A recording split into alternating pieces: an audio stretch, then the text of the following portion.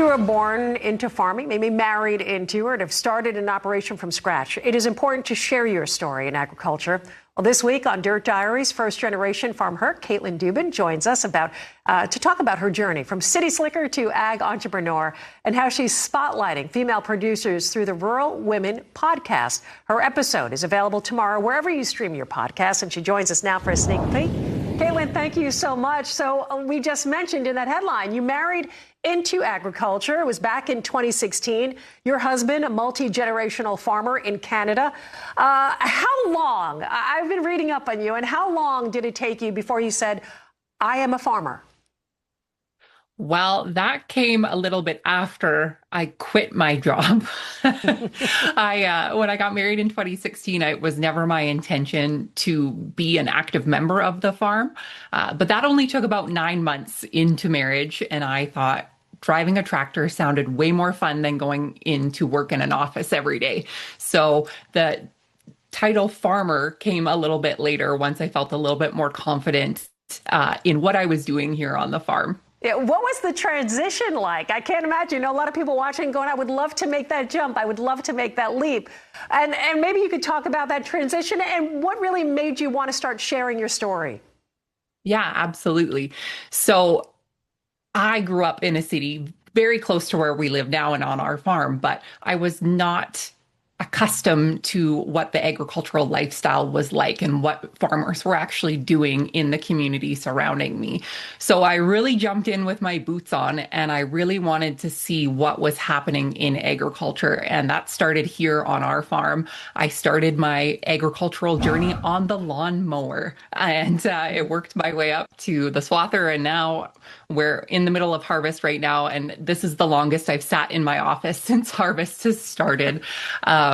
So really, I was so curious about what was happening, and I thought it was important for the folks who weren't a part of agriculture, similar to myself, to see what was happening. So I started sharing my own journey on Instagram, and I started learning from so many other amazing women from all around the world of what they were doing in their respective operations. And their stories were just so inspiring to me.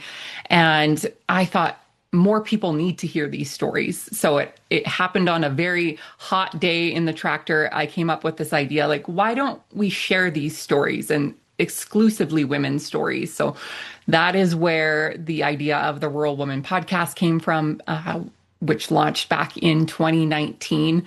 Since then, I have done well over 200 episodes. We've been downloaded over 1 million times across the world, and sharing these important stories that often didn't get shared. So it's been a really amazing journey for me in agriculture. When you talk about that hot day and having that idea to start this podcast, I heard you brought the idea to your husband, and his first thing it said, that seems like a lot of work. How much hard work has it been getting this going? But now, like 6 years into this, of course, the work that you put in, over 200 episodes, is so impressive. What you've learned about yourself, the industry, really from doing this. Right.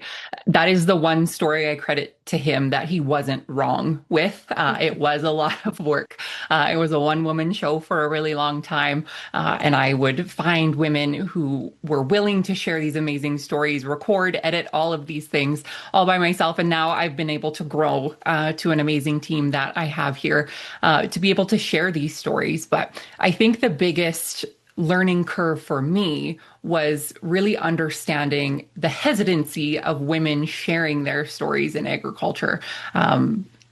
It's really interesting, even 6 years in, the women that I find now that are still like, well, why is my story interesting? Why nothing that I'm doing is different than anybody else? But I seem to find the difference in every story that we're sharing. And we always say to the guests, like, if you don't think you have anything interesting to say, like, hold my coffee, like, we'll get it out of you.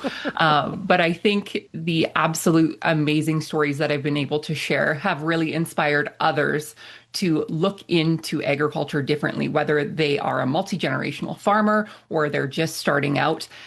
People really underestimate the creativity that women have when it comes to our industry. It's not just like how our dads and granddads did before us. We are really making a mark in this industry and doing it in a way that isn't just the same as it used to be. Yeah, I love that. The industry obviously continues to evolve, and it does it so fast with technology. Everybody has such an interesting story, and you as the host able to pull that out of them. Speaking of, we are excited about your Dirt Diaries episode. That's broadcasting tomorrow. You sat down with Kirbe Schnoor, who also in the same capacity, right, bringing stories out of women. What do you hope that listeners will take away from your story when they tune into Dirt Diaries? Oh, it was such a great interview, and I love Kirbe. I love what she's doing, and I love her sharing more women's stories because there needs to be more of us doing it. I want women to take away that if you have an idea and it's on your heart, look into it. You can do it. You can take that one idea and it might change your life. It might change the trajectory of what you're doing in this industry or any industry. I think that we have a passion in us for story, and I think all of our stories matter. I love that. That's very inspiring. You gave me goosebumps, by the way. I love that. Katelyn, thank you so much for joining us, and we look forward to hearing this podcast. Host of the Rural Woman podcast as well, and yours as well, Katelyn Duban. Again, thank you so much. You want to catch a Dirt Diaries episode? Katelyn is going to be featured with Kirbe Schnoor. It's out tomorrow wherever you listen to your podcast. It'll also air again Saturday at 4 Eastern on Rural Radio Channel 147.